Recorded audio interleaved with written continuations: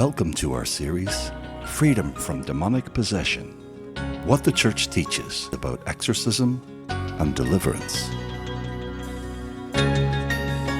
A series of conversations with religious hermit, Sister Seraphim, with host Kathy Sinnott. Parental caution is advised.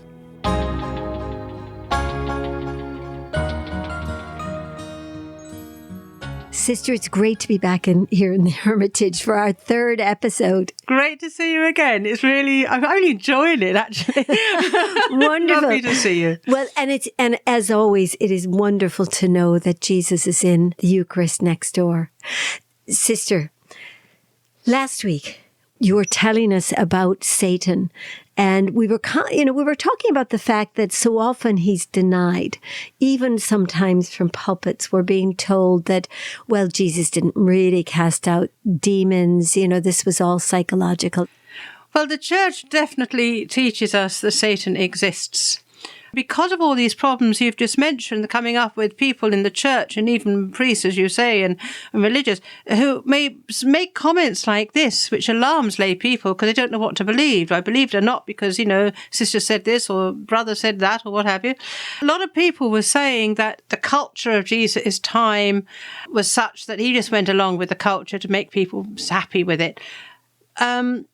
Rationalism came in with the Age of Enlightenment, and they affirmed all that and said, "Oh yes, all this is not right. Just it's a not product. Rational." Jesus was a product of his time. So people lost their faith in the teaching of the Church. So in fact, when we when the world sort of followed this rational thing that there was no devil, that's really when he started to become very active again. Very much so. Satan works behind the scenes and brings the strands together. And therefore, he was able to use psychology to come and affirm rationalism by saying, no, there isn't a Satan. So it comes from different strands. It's the diabolical. Remember, Satan is an angel. Now, it's important to remember that because Thomas Aquinas teaches we do not lose our nature when we fell. We've still got human nature. The nature itself doesn't fall. It can't. It's just the nature. So devils still have the angelic nature. Exactly. Because they have the angelic nature, they have an intellect by far superior to any one of us humans. Far superior. That's why we have to have a guardian angel, that God gives us one, because the intellect of the angels is stronger than us. Otherwise, we need very different. Someone to, yes. Need someone there to be with authority, wave a wing here and there, stop that coming on. But no, the angelic nature intellect is such that it's brilliant in its strategy. So you get things like the Enlightenment coming along, you get psychology coming along, and then you find in the 20th century they all mutually support. There's about 4 other strands as well, all come along and connect up. That's happening throughout the whole 20th century, which, according to the vision of the Pope, he said Satan chose 20th century. And you can see why. When you follow through the strands of the Enlightenment and various other movements, about 6 other movements that were going on, they all come together in the 20th, all of them. I mean, remarkable strategy. And when I've said this to 1 or 2 people, a priest and friend of mine, who is an exorcist, he said to me, you're praising Satan when you say that. And I said, yes, no, I'm not. I said, I'm praising God. Only an angel made by God could have an intellect like that. I'm praising God. Satan is misusing the intellect for evil, but that makes the intensity of the power behind it far more formidable, far more terrible. So he's able to have that so you can never say it was this and this only. There'll be 2 or 3 other strands that come in. So what you said, both of what you're saying is correct. The rationalism has come in, but then the psychology has come in to back up the rationalism. And anyone who studies Carl Jung, there's a book by Richard Knoll called The Secret Life of Carl Jung. The Aryan Christ, it's called. And now this man has written a book not as a Christian, and he's written it because he went and studied it to discover exactly how Jung came to these, and he was taught by demons, which he freely... You mean Carl Jung, the very famous psychologist? That's the one. Yes. That's the one. And he used to speak to his spirits every evening.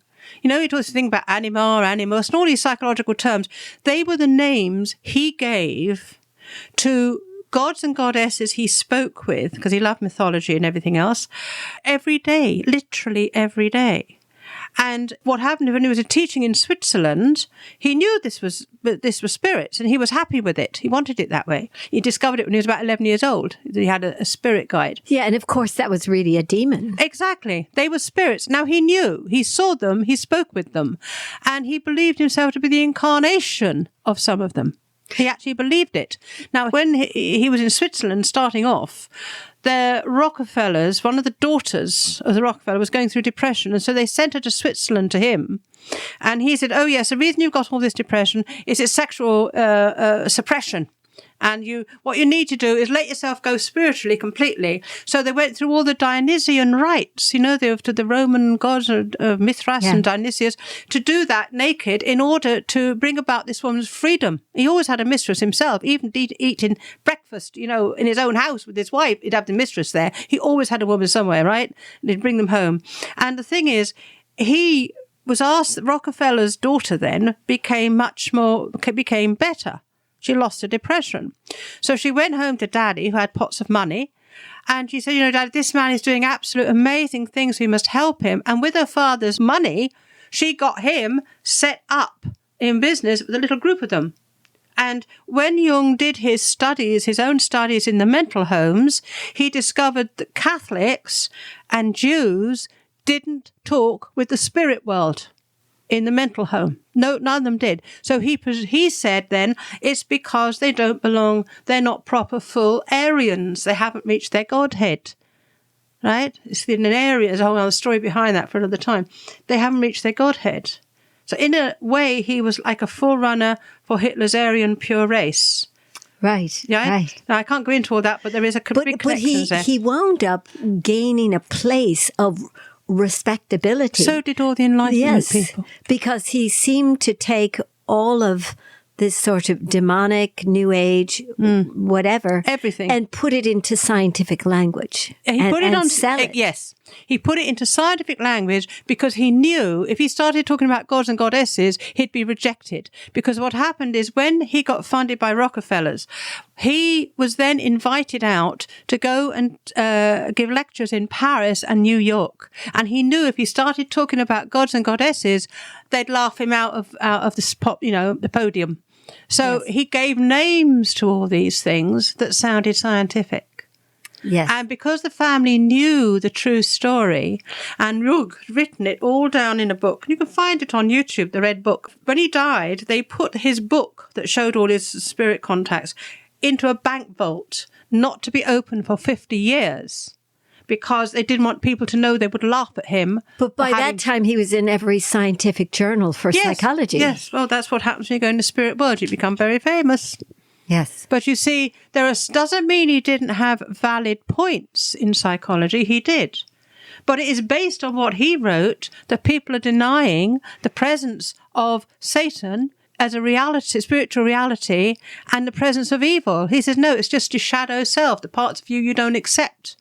So his idea was the yin yang, and the yin yang sort of very basic Asian spiritual concept. Yeah, it's a concept that says that black and white, and so you see it looks like two sixes, one embodied in the other in a circle, and then the black one's got a white dot on it, and the white one's got a black dot on it, and that's saying you only have perfect harmony when you have those two completely balanced. So a balance between good and evil. Yes, there's no such thing as evil; it's a part of yourself. So just balance yourself. Because evil doesn't exist, Dark sin side, doesn't light exist. side. Yes. So in psychology, there's no sin, there's no evil, there's no devil, there's no Satan, there's no temptation. It's all you. Well, it's very convenient if you don't want to live a good lifestyle. It's very convenient. People would use it all the time. They would use it. But that's how Satan gets in through deception. You're listening to our series, Freedom from Demonic Possession, What the Church Teaches About Exorcism and Deliverance. I'm Kathy Sinnott, and I'm talking to Sister Seraphim, and Sister is a hermit, and she's been ministering in the area of deliverance for many years. Sister, with this discussion now, let's come back to what the Church teaches. Well, the Church recognized that in society, people were using psychology to deny the presence of evil and Satan in their lives. And so there is a post-conciliar document from Vatican II specifically on this question of demonology. And I'd advise anyone who can get hold of a copy or look it up on the web or something like that to read The Christian Faith and Demonology, because there it spells out in the first few paragraphs how the people are just not sure. And it's even subtitled things like, is this a revision of the gospel? Is this eliminating Satan? And it goes into all these reasons that say, well, Jesus was only subject to his culture. The culture believed in the demons, and therefore Jesus went along for the culture, but we've outgrown it all now. These were the attitudes that the church These were the attitudes responding to, these were exactly, and exposing. It's actually written in that document. He exposes. This is what they do. These people dismiss his teaching, the idea of Satan, whatever the origin. I'm quoting from the document itself. The idea of Satan, whatever its origin, is no longer important. Right. So it's only going on and on. So, and it gives these groups, the Satan devil, are mythical personifications, their only purpose to emphasize in a dramatic way the influence of sin. Sin and devil are simply words our age misuse to interpret a new way of bringing home to Christians the duty of struggling against the forces of evil in the world. So this is what the Council Fathers are this is what they're looking at as the modern attitude. Exactly. They've exposed it in the beginning of their document on the Christian faith and demonology. And to cut a long story short, the church exposes in this document all these false beliefs. And then it goes on, and I will quote, to say how Jesus would have coped with this had that been true, that this was all mythology and etc. It says, we need only read the Sermon on the Mount to be convinced of his intellectual freedom, no less than his respect for the past. When, therefore, he revealed the meaning of his redemptive activity, he evidently had to take account not only of the Pharisees who believed, as he did, in a future world, the soul, spirits, and resurrection, but also the Sadducees who did not hold these beliefs. When the former accused him of expelling demons with the aid of the prince of demons, he could have counted by siding with the Sadducees. But then he will divide himself and his mission. Consequently, without repudiating the belief in spirits and the resurrection, which he shared with the Pharisees, he had to disassociate himself from this group while also opposing the Sadducees. And then the document goes on to say exactly how the church views this. To maintain today, therefore, that Jesus' words about Satan express only a teaching borrowed from his culture and are unimportant for the faith of other believers is evidently to show little understanding either of the Master's character or of his age. If Jesus used this kind of language and, above all, if he translated it into practice during his ministry, it was because it expressed a doctrine that was to some extent essential to the idea and reality of the salvation he was bringing. So, Sister, that's really clear. You know, they've answered the critics. Jesus very clearly taught that there is a devil, and he very clearly did not side with the Sadducees who denied the spiritual life. Well, as it said, he could have done quite easily. But the church teaches also, though not expressly on this part here, but it also teaches that in regard to the culture of his time, Jesus, when it came to his mission of the salvation of men, in nothing he said was he subject to the culture of his time. So when Jesus speaks the truth, it's not subject to culture. That's right. That's right. And as you say, he could have done if our modern thinking about Satan was true, but he didn't because it wasn't true. There is a devil. There are many devils, and there is a Satan. Yeah. I think we find that Jesus himself too, in regard to Satan, he experienced Satan as the tempter. We've mentioned about being the tempter. Yes. And we've also mentioned about him being a murderer. Now bear that in mind. Tempter and murderer. And what does he do with Jesus? He took him to the top of the temple pinnacle, said, throw yourself down. Right? In other words, the urge to kill him. Yes, yes. And put it into Scripture. For it is written, the angels have charge over thee. Yes. Right? So, in other words, people can be tempted in all sorts of ways. But whatever it is always ultimately the same. The death of the spirit through mortal sin or the death of the body. Always the same. That's what Satan does. As we discover in the gospel, even our Lord, Satan even tempted our Lord who is God. Yes. And also you notice the other thing about Satan's activity in that temptation. It said Jesus was 40 days and 40 nights on the desert. And it said at the end of this time when he was hungry, the tempter approached him.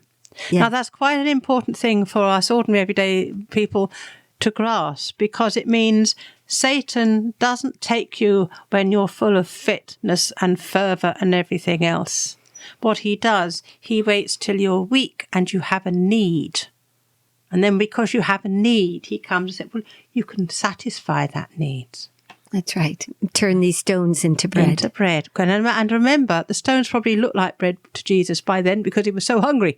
Yes. Everything looks like bread when you're hungry. There was a famous poet in India, I can't pronounce his name, but he all wrote beautiful things about the moon and how beautiful this moon was, this light, and he loved writing about the moon. And there was a famine.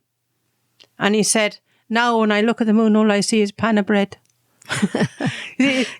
We translate things in the term of our needs. Now, Satan is hot on that. It is when you need. It is when you get the need for bread. So he's the ultimate opportunist. Absolutely so. But sister, can we now look, in a sense, we've had so long of denying Satan's existence. And, they say he's strongest when we deny him. When we think he doesn't exist, he's got free run. But now it almost seems that he's beginning to come into public. How has this happened? And where's he gained his support? As I was saying earlier, there's sometimes 2 or 3 threads at work here, because Satan's a brilliant strategist. And one thread is the fact that, first of all, it became legal in England when they removed the law. Then what happened is, as in the early 60s, then what happened is in America in the early 60s, they eradicated all prayer in the schools, in the public schools. Yes, through the course. I remember that well. Right. So you had the children's prayer stopped. And I'm not sure when Anton LaVey founded the Church of Satan, but he founded the Church of Satan and got it recognized as equal church status with all other churches. Now, he got that founded, and he spent a lot of his time in Hollywood. Now we come to the third strand. He spent a lot of the time in Hollywood because a lot of stars, and you can find them if you find the interviews with them, he was in Hollywood in order to make sure their desire for possession was carried out with the proper rites. And that's why he was there. And you hear all these different stars, and the same with musicians, saying that this is how they got what they wanted: fame on the screen, to be the big celebrity. So from those through to Winifred Offrey, who also did the same thing. So you had a Hollywood, the reality was you had possessed stars in Hollywood, not all of them, but there were stars who were possessed and admitted it so. And Anton LaVey, in Satanism, Satan is very precise, and people are afraid not to do it, that every rite that they do is done with absolute perfection, exactly the right way. And so Anton LaVey spent an enormous amount of time in Hollywood to make sure everyone who came to him for possession, so they would get fame through their acting, would be possessed the right way with the proper rites. And that's why they did it. As a consequence of that, when you had this growing Satanism in Hollywood, amongst stardom, if you like to put it that way, when you got that, you then started it to come through in some of the films, Because some people say, God, we ought to make a film about this. People should know about this, because you can do this and look what you get for it, etc. So you begin to find occult films beginning. And the human nature is fascinated by the occult. Now, that has been growing over the decades, so that from these different strands, the people are being enculturated to evil, even if they don't go along with them as a fictitious film. Now you have open Satanism on films, many films. I know because I've got films, and some of them with my literature on the demonic. And it is open Satan. And what is worse, they put running across the bottom what it is in English. So that when the teenage girl goes there and she says, right, this is called Skyclad, you do it naked, and it's called Skyclad, and then you do that. And they've told complete instructions of satanic rites are being done publicly as a fictitious film. And even in a lot of children's films, there's magic. In the children's films are also a part of what is getting the people to believe, because you believe what you see when you're kids and what you hear, Yeah. Now you can say, oh yeah, it's all fiction, the kids know it's only fun, but in fact they've already now learned what to do, how to do it, what the names are. There's a book of this and there's a that. And it's all there. There are real demons' names used in Harry Potter. Harry Potter, yes. Things, yeah. But far more films come out that are occult theme. And because they're coming out, everybody else is bringing them more out. And they each want to outdo themselves. Now, what do you find is in those satanic films, what did Jesus say? He said, Satan is a liar and a murderer. I remember Fulton Sheen talked about Satan, and he said, you'll always know because there will be violent murder. Yeah. And nudity. That's right. See, Satan, the reason there's so much nudity in the satanic rites is because Satan despises human beings. Now, we only know from outside of the scriptures where people have been given revelations. But one of those ones, which you're free to take or leave it, was that Satan, this was passed down through the Jewish line, the Jews' interpretation of scriptures, that when Satan fell, it was because when he saw his beauty and he was told man was going to be created, he said, it is I who should be worshipped by man. Now, we always find a lot of Satanism includes nudity and sexuality.